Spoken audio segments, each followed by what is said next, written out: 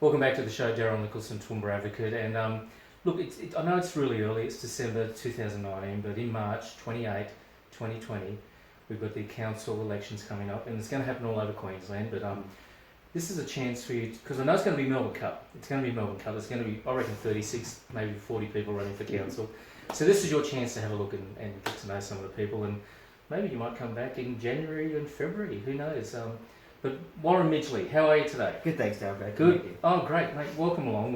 And mate, we were just having a bit of a chat off camera. You're ex-University of Southern Queensland. That's right. And what are you doing now? What's happening? So I'm now a private consultant. So I'm working with some higher education institutions, but also with people just in leadership, coaching and developing leadership skills. Yeah. Okay. Yeah. Prior to that, I was at the university teaching in education. So again, that's about developing people and helping people develop other people. And that's really my passion. My passion is to, in my business and basically my everyday life, is helping people lead well. Okay. If you're a new leader or if you're a very experienced leader, there's always something you can do, right? There's always some way that you can develop. And so that's what I've been passionate about for so long. And it's great that I have the opportunity to focus on that as a consultant and as a leader. And I guess, as you mentioned, I am planning to run for council, and the whole point behind that is to continue to work with helping to develop people, develop the potential that we have in the community. Okay. So how long have you been in Toowoomba for? I've been in Toowoomba for about 13 years. 13, okay. Yeah, so I grew up in Brisbane. My family and I were missionaries. We were Christian missionaries. We worked in Japan for 12 years. Right. And then we came back from Japan, and we decided to move not back to Brisbane where we came from, but actually we specifically chose Toowoomba as a place to move to. We thought, we looked all over the country, we thought we can pick any place we want to. Our kids were just going into high school, and we investigated everything, thought Toowoomba is the place for us. Yep. It has the right sort of environment, it's not too far away from the rest of our family who are in Brisbane and the Gold Coast. Yep. Great schools, great sporting opportunities. One of our children was sporting, the other was artistic. We had both here in Toowoomba. Good educational facilities, and of course the university, which is where I eventually ended up working. Okay, right. So why, obviously something just clicked and you thought, I'm going to run for council, because all the speculation came up that the elections are coming, and it was always locked in for March into 2020. Correct. So why did you decide to want to run for council? I decided to run for council because I really want to make a difference.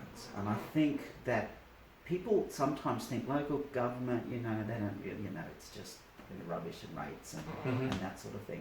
But I'm convinced local government's really important. Yeah. And I think people really need to engage with the issues that we face at a local level.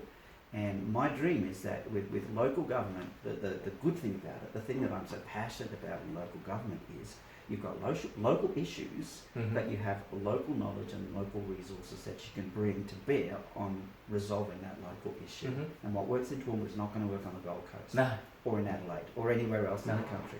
And so it's the really practical, hands-on, what kind of community do we want for our children or for our grandchildren? I have an 18-month-old grandson who lives here with us in Toowoomba. So I'm thinking my grandson, he's just a toddler at the moment. What kind of future do I want for him? Well, I know what kind of future I want. I know what kind of values I want to be upheld in this community. I know the kind of place that I want it to be for him.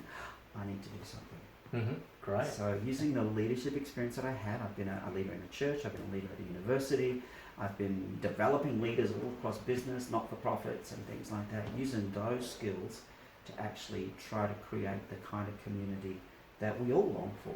Because I think really one of the phrases that I really love is community well-being. Okay. Community well-being isn't just individuals in the community being healthy and well, although that's part of it, but it's all about the community being the kind of community that people can flourish and thrive in. So it's about connectedness, it's about livability, it's about equity in the community, and those are all things that I think are just, if we can make them work, this will be a great place to live. I mean, it is a great place to live, but we need to protect that. Like, you can't just assume that it's always going to be there. You have to keep working at making it a great place to live. When you walked in, Warren Midgley, I saw the badge straight away. Yes. What matters?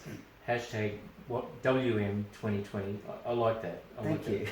What matters, and follow the hashtag WM2020, because a bit of 2020 vision. Absolutely. Looking forward to the future. So Absolutely. you acknowledge your team that put Oh, this for together. sure. Sounds Fabulous great. team of people who have the same kind of vision. Let's actually take our values and put them into action. Yeah. And that's why the what matters. Well, what matters to you and what matters to you? Mhm. And I'm walking around, in fact, driving around the region because it's a huge region in the massive. Toowoomba Regional Council, Yeah. and asking people, well, what matters to you and what matters Mhm. to you?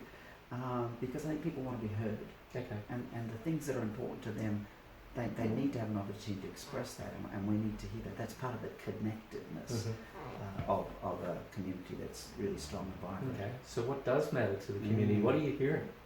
So I'm hearing a lot of things. One of the things that seems, obviously water, it goes without saying, because I live down in Greenmount, which is not far from Clifton, that has just run out of water, and they're trucking it in at the moment. And for them, it's a very, very difficult situation. I'm surrounded by dairy farmers, including some who've sold up their herds now after 70 years. This is our next door neighbour, sold up the family herd, Mm-hmm. dairy farm. It's really, really critical. And local council is responsible for ensuring safe and secure Mhm. water supply. And whilst I'm sure everyone is doing the very best they can, I still feel that we need to take water security and supply much more seriously. Mm-hmm. If you take a look at at last year's report from the council, they rated themselves very highly on their performance on the water portfolio. Okay. Yeah. And my question is, what was their scoring chart like? How did they score very highly when Clifton's run out of water? So those are the sorts of questions I think the community are asking. What is council's priority then? If they've done so well at water and yet we're running out, what was going on there? And I think people just want to know what the answer is. Nobody's pointing the finger saying you've stolen our water at this stage. They just want to know what's happening. Mm-hmm. And are we doing everything that we possibly can do? So these are the questions I think people are asking around water.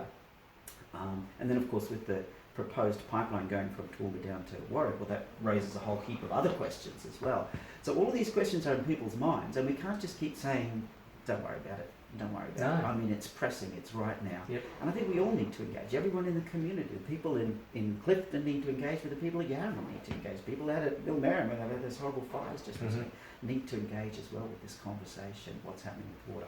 That's a big one, obviously. Yep. But another one I hear a lot of, and particularly people who've lived in Toowoomba City, the city itself, for a period of time, is decisions around planning and development.